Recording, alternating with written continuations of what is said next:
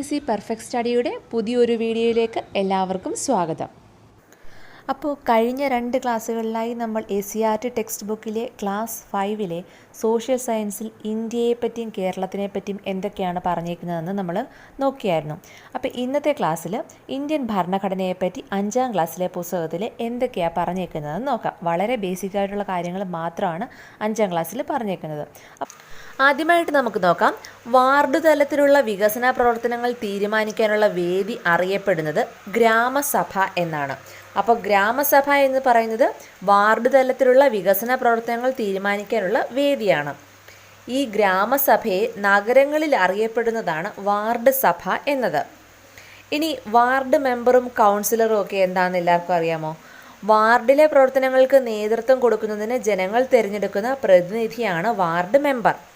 ഈ വാർഡ് മെമ്പറിനെ നഗരങ്ങളിൽ അറിയപ്പെടുന്നതാണ് കൗൺസിലർ എന്നത്.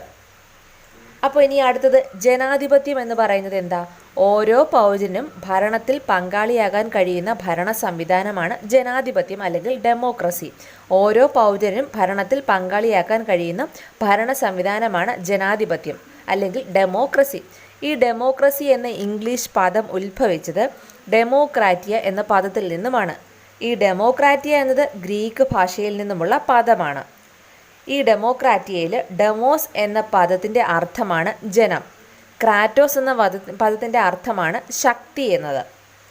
അടുത്തത് പ്രത്യക്ഷ ജനാധിപത്യവും പരോക്ഷ ജനാധിപത്യവും എന്താണെന്ന് നോക്കാം. പ്രത്യക്ഷ ജനാധിപത്യം എന്നത് ഒരു ജനാധിപത്യത്തിൽ പ്രധാന തീരുമാനങ്ങൾ ജനങ്ങൾ നേരിട്ടെടുക്കുന്നു എങ്കിൽ ആ ജനാധിപത്യമാണ് പ്രത്യക്ഷ ജനാധിപത്യം. അടുത്തത് ജനങ്ങൾ തിരഞ്ഞെടുക്കുന്ന പ്രതിനിധികൾ ജനങ്ങൾക്ക് വേണ്ടി തീരുമാനമെടുക്കുന്ന രൂപത്തിലുള്ള ജനാധിപത്യമാണ് പരോക്ഷ ജനാധിപത്യം. അതിന് ഉദാഹരണങ്ങളാണ് സംസ്ഥാന നിയമസഭ, പാർലമെൻറ്റ് തുടങ്ങിയവ. ഇനി ഇന്ത്യയിൽ തിരഞ്ഞെടുപ്പ് വോട്ടവകാശമുള്ളത് 18 വയസ്സാണ് അല്ലേ? അപ്പോൾ സാർവത്രിക പ്രായപൂർത്തി വോട്ടവകാശത്തിൻ്റെ അടിസ്ഥാനത്തിലാണ് ഇന്ത്യയിൽ തിരഞ്ഞെടുപ്പ് നടത്തുന്നത്. ഇത്രയും പോയിന്റുകളൊന്ന് ഓർത്ത് വെച്ചേക്കുക. അടുത്ത പ്രധാനപ്പെട്ട ഒരു പോയിന്റ് എന്ന് പറയുന്നത് 3 പ്രധാനപ്പെട്ട കോഡ്സ് പറഞ്ഞിട്ടുണ്ട്. അപ്പോൾ SCERT ടെക്സ്റ്റിലെ കോഡ്സുകളെടുത്ത് പ്രധാനപ്പെട്ട മഹത് വ്യക്തികൾ പറയുന്ന ചില വാചകങ്ങളുണ്ട്. ഈ വാചകങ്ങളെടുത്ത് ക്വസ്റ്റ്യൻ വരും. റിപ്പീറ്റായിട്ട് ഇപ്പോൾ അടുത്ത കാലത്ത് സ്ഥിരമായിട്ട് വരുന്ന ടൈപ്പിലുള്ള ക്വസ്റ്റ്യനാണ്. അപ്പോൾ ഇതിനകത്ത് പ്രധാനപ്പെട്ട 3 കോഡ്സ് ഉണ്ട്, അത് നമുക്ക് നോക്കാം. ഒന്നാമത്തേത്, ജനാധിപത്യ ഭരണം ജനങ്ങളുടെ ആഗ്രഹങ്ങൾക്ക് അനുസൃതമായിരിക്കണം എന്ന് പറഞ്ഞത് മഹാത്മാഗാന്ധിയാണ്. അപ്പോൾ ഈ സെൻറ്റൻസ് ഇതേപോലെ തന്നെ ഒന്ന് ഓർത്ത് വെച്ചേക്കണം. ജനാധിപത്യ ഭരണം ജനങ്ങളുടെ ആഗ്രഹങ്ങൾക്ക് അനുസൃതമായിരിക്കണം എന്ന് പറഞ്ഞത് മഹാത്മാഗാന്ധിയാണ്. അതേപോലെ ജനങ്ങൾക്ക് വേണ്ടി ജനങ്ങളാൽ നടത്തുന്ന ജനങ്ങളുടെ ഭരണമാണ് ജനാധിപത്യം എന്ന് പറഞ്ഞത് ഏബ്രഹാം ലിങ്കണാണ്. ജനങ്ങൾക്ക് വേണ്ടി ജനങ്ങളാൽ നടത്തുന്ന ജനങ്ങളുടെ ഭരണമാണ് ജനാധിപത്യം എന്ന് പറഞ്ഞത് ഏബ്രഹാം ലിങ്കണാണ്. അടുത്തത്, ആഗോള ആദരവ് പിടിച്ചു പറ്റുന്ന ഏക ഭരണ സംവിധാനമാണ് ജനാധിപത്യം എന്ന് പറഞ്ഞത് അമർത്യ സെൻ ആണ്. ആഗോള ആദരവ് പിടിച്ചു പറ്റുന്ന ഏക ഭരണ സംവിധാനം ജനാധിപത്യമാണ് എന്ന് പറഞ്ഞത് അമർത്യ സെൻ ആണ്. അപ്പോൾ ഇത് 3ഉം ഓർത്ത് വെച്ചേക്കണം. അടുത്തത് നോക്കാം, ഒരു തിരഞ്ഞെടുപ്പിൻ്റെ ഘട്ടങ്ങൾ എന്തൊക്കെയാണെന്ന് നോക്കാം. ഒരു തിരഞ്ഞെടുപ്പ് നടത്തുമ്പോഴുള്ള ഘട്ടങ്ങൾ എന്തൊക്കെയാണെന്ന് നോക്കാം. ആദ്യമായിട്ട് തെരഞ്ഞെടുപ്പ് വിജ്ഞാപനം പുറപ്പെടുവിക്കൽ. 2, നാമനിർദ്ദേശ പത്രിക സമർപ്പിക്കൽ.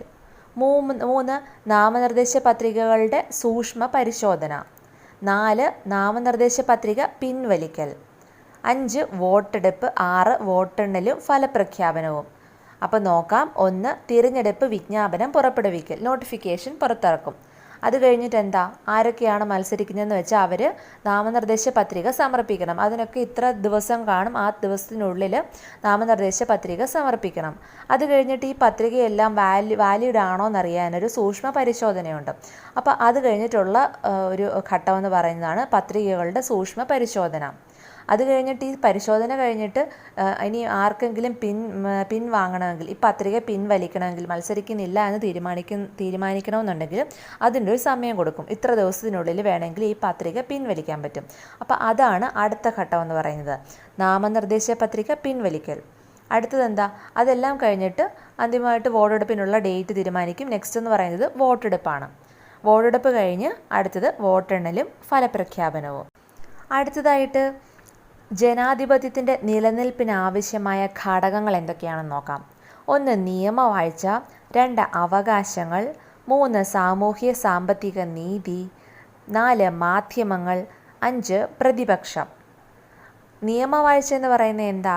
എല്ലാവരും നിയമത്തിന് മുന്നിൽ തുല്യരാണ്. നിയമങ്ങൾ അനുസരിക്കാൻ എല്ലാവർക്കും ബാധ്യതയുണ്ട്. ആരും നിയമത്തിന് അതീതരല്ല എന്ന് പറയുന്നതാണ് നിയമവാഴ്ച. അപ്പോൾ നിയമവാഴ്ച എന്നതുകൊണ്ട് ഉദ്ദേശിക്കുന്നത് എല്ലാവരും നിയമത്തിന് മുന്നിൽ തുല്യരാണ്, നിയമങ്ങൾ അനുസരിക്കാൻ എല്ലാവർക്കും ബാധ്യതയുണ്ട്, ആരും നിയമത്തിന് അതീതരല്ല എന്ന് പറയുന്നതാണ് നിയമവാഴ്ച. ഇനി ഇതിനകത്ത് പറയുന്ന പ്രധാനപ്പെട്ട അവകാശങ്ങളുണ്ട്. നമ്മുടെ പ്രധാനപ്പെട്ട അവകാശങ്ങളിൽ 2 അവകാശങ്ങളാണ് പറയുന്നത് മെയിനായിട്ട്. വിദ്യാഭ്യാസ അവകാശ നിയമവും വിവരാവകാശ നിയമവും. വിദ്യാഭ്യാസ അവകാശ നിയമം എന്താ? 14 വയസ്സ് വരെയുള്ള വിദ്യാർത്ഥികൾക്ക് സൗജന്യവും നിർബന്ധിതവുമായ വിദ്യാഭ്യാസം ലഭ്യമാക്കുന്ന നിയമമാണ് വിദ്യാഭ്യാസ അവകാശ നിയമം.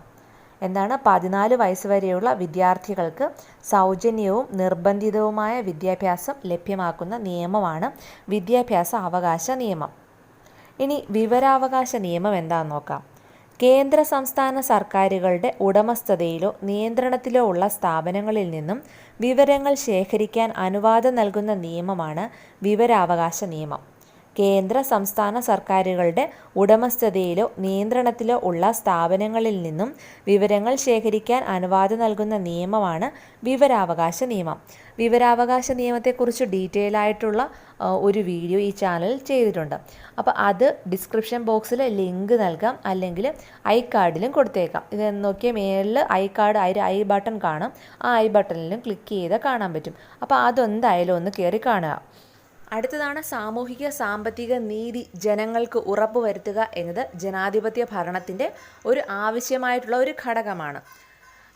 അടുത്തത് മാധ്യമങ്ങൾ. ഒരു ജനാധിപത്യ ഭരണം, എല്ലാവരും ന്യൂസ് അറിയുന്നത് എവിടുന്നാണ്? ഒന്നുകിൽ പേപ്പർ, അല്ലെങ്കിൽ TV ന്യൂസ്, റേഡിയോ ന്യൂസ്, അങ്ങനെയൊക്കെ. അപ്പോൾ മാധ്യമം എന്ന് പറയുന്നത് ഒരു ജനാധിപത്യ ഭരണത്തിൽ ജനങ്ങൾക്ക് വിവരങ്ങൾ കൈമാറുന്നതിനുള്ള ഏറ്റവും നല്ല ഒരു മീഡിയയാണ് മാധ്യമങ്ങൾ എന്ന് പറയുന്നത്. അപ്പോൾ ഇത്രയുമാണ് ജനാധിപത്യ ഭരണത്തിന് ആവശ്യമായ ഘടകങ്ങൾ. അതേപോലെ തന്നെ പ്രധാനപ്പെട്ട ഒരു പോയിൻ്റാണ് പ്രതിപക്ഷം എന്നത്. ഗവൺമെൻറ്റിൻ്റെ പ്രവർത്തനത്തിലെ പാളിച്ചകൾ തുറന്നു കാട്ടി നല്ല രീതിയിൽ പ്രവർത്തിക്കാൻ ഗവൺമെൻറ്റിനെ പ്രേരിപ്പിക്കുന്നത് പ്രതിപക്ഷമാണ്.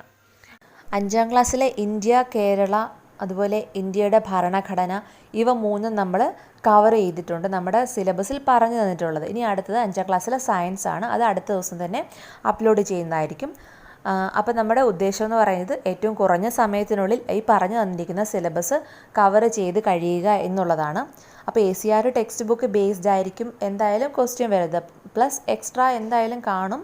ഈ ഒരു സിലബസ് അനുസരിച്ച് നിങ്ങൾ റാങ്ക് ഫയലും കൂടെ നോക്കുക. ബാക്കിയുള്ളത് ടോപ്പിക് വൈസ് ക്ലാസ് എന്തായാലും ഈ ചാനലിൽ തന്നെ ആഡ് ചെയ്യുന്നതായിരിക്കും. അതുപോലെ തന്നെ പ്രീവിയസ് ക്വസ്റ്റ്യൻസിൻ്റെ സീരീസും അടുത്ത ദിവസം തന്നെ അപ്ലോഡ് ചെയ്യുന്നതായിരിക്കും.